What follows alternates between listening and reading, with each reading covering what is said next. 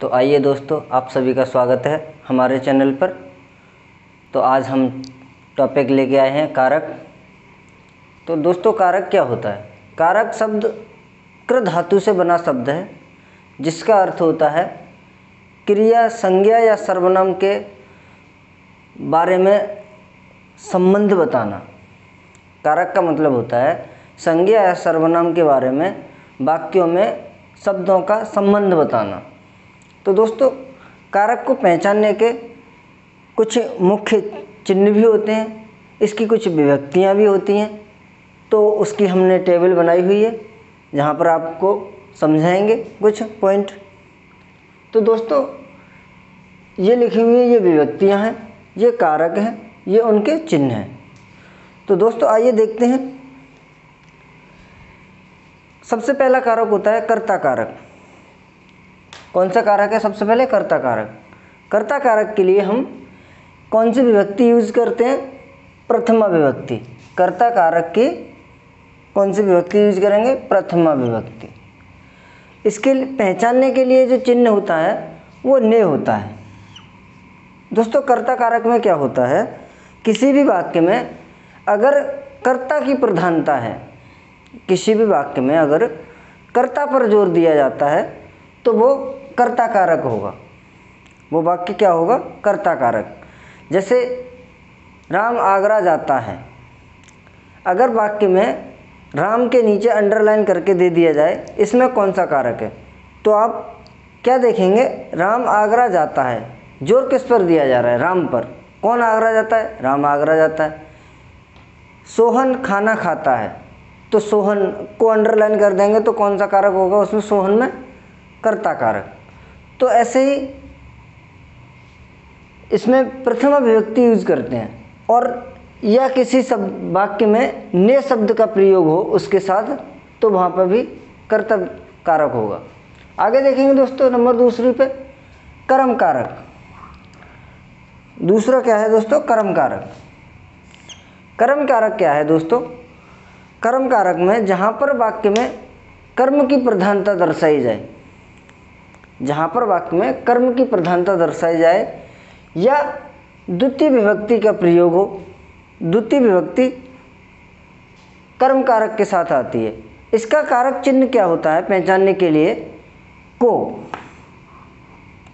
अब ऐसा जरूरी नहीं है कि हर वाक्य में को हो तो ही वो कर्म कारक होगा। कहीं पर उसका भाव भी आता है कर्म का। जैसे एक मैं उदाहरण लेता हूँ, राम ने रावण को मारा।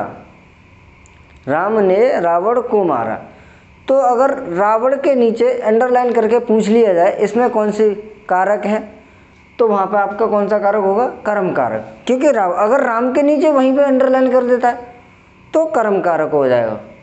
कौन सा कारक हो जाएगा? तो कर्ता कारक, अगर राम के नीचे अंडरलाइन होगी तो। अगर रावण के नीचे अंडरलाइन करके पूछता है तो वहाँ पर कर्म कारक होगा। इसके साथ विभक्ति को का प्रयोग यहाँ वाक्य में प्रयोग भी हो रहा है। जैसे राम ने रावण को मारा, तो यहाँ पर विभक्ति का भी प्रयोग हो रहा है। जैसे एक और एग्जांपल देखते हैं दोस्तों। जैसे नारद जी केले खाते हैं। नारद जी केले खाते हैं, तो यहाँ पर किसकी प्रधानता की जा रही है? कर्ता क्या कार्य प्रधानता कर रहा है? सबसे पहले उसका किस पे जोर दे रहा है? खाने पर। जैसे एक और एग्जांपल ले लेते हैं, मोर सांप को खाता है, तो यहाँ पर को विभक्ति का भी प्रयोग हो रहा है। एक और एग्जांपल देखते हैं, मेरे घर के पास पार्क है, तो यहाँ पर भी दोस्तों कर्म कारक का वाक्य होगा ये। तो आगे देखते हैं दोस्तों, नंबर 3 कर्ण कारक। नंबर 3 क्या है दोस्तों? कर्ण कारक। इसमें कर्ण कारक में तृतीय विभक्ति प्रयोग की जाती है। इसका कारक चिन्ह होता है से या के द्वारा। से या के द्वारा। कर्ण कारक क्या होता है दोस्तों? यहाँ पर कर्ता कर्म को करते समय किस साधन का प्रयोग कर रहा है? कर्ता कर्म को करते समय किस साधन का प्रयोग कर रहा है, वहाँ पर कर्ण कारक होता है। जैसे राम ने रावण को बाण से मारा, तो यहाँ पर जो बाण से शब्द में आपका कर्ण कारक होगा। इसके लिए विभक्ति कारक चिन्ह है के द्वारा या से, और विभक्ति इसके लिए कौन सी होगी? तृतीया विभक्ति। जैसे एक और एग्जांपल लेंगे दोस्तों, जैसे अधिकतर छात्र मेट्रो से कॉलेज आते हैं। अधिकतर छात्र मेट्रो से कॉलेज आते हैं, तो यहाँ पर से कारक चिन्ह आया हुआ है, तो कौन सा होगा? कर्ण कारक। आगे देखेंगे दोस्तों नंबर 4, संप्रदान कारक। संप्रदान कारक दोस्तों, संप्रदान कारक क्या होता है? जिसके लिए कार्य किया जाता है। कोई भी कार्य, जैसे मैं वीडियो बना रहा हूँ, मैं आप सबके लिए वीडियो बना रहा हूँ, तो इसमें भी संप्रदान कारक होगा। जैसे एक एग्जांपल के जरिए और समझेंगे। संप्रदान कारक में जैसे मैंने सोहन के लिए चॉकलेट खरीदी, तो यहाँ पर जो चॉकलेट खरीदने का काम हुआ है, ये किसके लिए हुआ है? सोहन के लिए। कोई भी कार्य किया जाता है पूर्ण रूप से उसी के लिए हो, तो वहाँ पर ही आपका संप्रदान कारक होगा। जैसे कोई भी दान करते हैं, तो वहाँ पर संप्रदान कारक होगा। अगर वो चीज़ दान में दी हुई वापस लेते हैं, तो वहाँ पर संप्रदान कारक नहीं होगा दोस्तों। जैसे एक एग्जांपल और देखते हैं, मुझे भुट्टा बहुत अच्छा लगता है। जहाँ पर कोई चीज़ पसंद करने की बात आ जाती है, वहाँ पर भी दोस्तों आपका संप्रदान कारक होता है। जैसे मीरा अपने बहन के लिए साड़ी लाई, तो यहाँ पर साड़ी लाने का जो काम है मीरा का, ये किसी के लिए किया जा रहा है। मतलब जब कोई कर्ता किसी के लिए कार्य करे, तो वहाँ पर संप्रदान कारक होता है। आगे देखेंगे दोस्तों कौन सा कारक है? अपादान कारक। अपादान कारक की कारक चिन्ह क्या होता है? से या अलग होने के अर्थ में। इसकी विभक्ति कौन सी है दोस्तों? पंचमी। इसकी विभक्ति कौन सी है? अपादान कारक के लिए पंचमी विभक्ति है। अपादान कारक क्या होता है? जहाँ कोई वस्तु अपने आधार जन्म से उत्पत्ति के स्थान से पूर्णतः अलग होती है। जहाँ पर कोई भी चीज़, उसका जो आधार है वहाँ से वो पूर्णतः अलग होगी, तो वहाँ पर आपका अपादान कारक होगा। जैसे पेड़ से पत्ते गिरते हैं, तो वहाँ पर पेड़ से और पत्तों का संबंध बिल्कुल अलग हो जाता है। जैसे मैं बस से उतर गया, तो मैं बस से उतर गया, वहाँ पर कौन सा कारक हो जाएगा? आपका अपादान कारक। एक और एग्जांपल देंगे अपादान कारक का। इसमें जैसे किसी चीज़ से भय लगता है, जहाँ पर डर की बात आ जाए, वहाँ पर भी आपका अपादान कारक होगा। या जिससे प्रेम किया जाए, वहाँ पर भी आपका अपादान कारक होगा।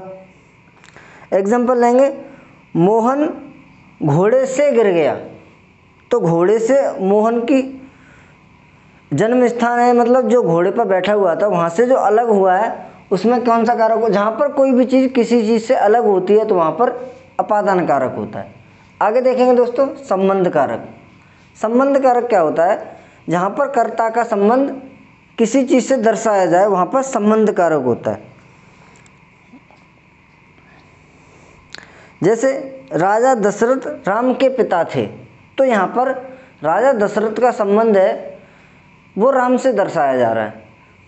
जैसे संबंध कारक, इसमें क्या होता है? इसकी कारक चिन्ह क्या है? का, की, के। इसमें विभक्ति कौन सी होगी? षष्ठी विभक्ति होगी। संबंध कारक में दोस्तों षष्ठी विभक्ति होगी। इसमें कर्ता का संबंध दर्शाया जाता है किसी चीज़ से। इसमें क्या होता है? जैसे यशोदा जी कृष्ण की माता हैं, यशोदा जी कृष्ण की माता हैं, तो यहाँ पर माता का संबंध कृष्ण से दर्शाया जा रहा है। तो यहाँ पर जैसे यह मेरा मार्कर है, तो यहाँ पर इस मार्कर का संबंध मुझसे दर्शाया जा रहा है। जैसे यह किताब मेरी है, तो यहाँ पर इसका संबंध मुझसे दर्शाया जा रहा है, तो वहाँ पर कौन सा होगा? संबंध कारक। इसके लिए कारक चिन्ह का, की के प्रयोग किया जाता है और विभक्ति षष्ठी। आगे देखेंगे दोस्तों अधिकरण कारक। अधिकरण कारक में क्या होता है दोस्तों? जहाँ पर किसी भी क्रिया का अधिकरण कारक, इसके लिए कारक चिन्ह क्या होते हैं? मैं, पे, पर, और विभक्ति इसके लिए सप्तमी यूज की जाती है। तो दोस्तों अधिकरण क्या होता है? जहाँ कार्य संपन्न होता हो उसे आधार कहते हैं। जहाँ पर कार्य संपन्न होता हो उसे आधार कहते हैं, उसे ही अधिकरण कहा जाता है। जहाँ पर कार्य संपन्न होने की बात हो, इसके लिए 2-4 पॉइंट हैं मुख्य मुख्य, वो अगर वाक्य में होंगे तो वहाँ पर अधिकरण कारक जरूर होगा। जैसे सुबह, सवेरा, प्रातः, दिन, बजे, सेकंड, मिनट, घंटे, अगर ये शब्द किसी भी वाक्य में दिए गए हैं तो वहाँ पर आपका अधिकरण कारक होगा। जैसे मैं सुबह से पढ़ रहा हूँ, या तुम 11 बजे से सो रहे हो, या तुम 5 घंटे से पढ़ रहे हो, तो यहाँ पर सब में आपका अधिकरण कारक हो जाएगा। जैसे बिल्ली मेज पर बैठी है, तो यहाँ पर अधिकरण कारक हो जाएगा दोस्तों। आगे देखेंगे दोस्तों संबोधन कारक। कौन सा है लास्ट आपका? संबोधन कारक। इसके लिए विभक्ति प्रथमा यूज होती है। विभक्ति संबोधन के लिए प्रथमा यूज होती है। संबोधन कारक जहाँ पर किसी शब्द के बाद विस्मयबोधक चिन्ह हो।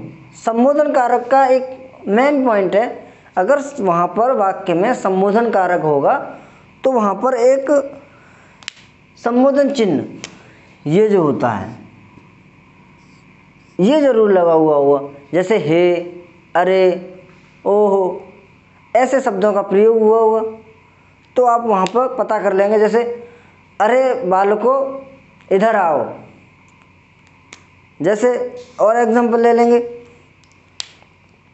अरे आपको ही बुलाया जा रहा है, अरे आपको ही बुलाया जा रहा है, तो यहाँ पर कौन सा कारक होगा? संबोधन कारक होगा दोस्तों।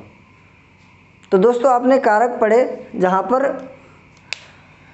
विभक्ति, कारक और कारक चिन्ह तीनों चीज़ें आपने जानी।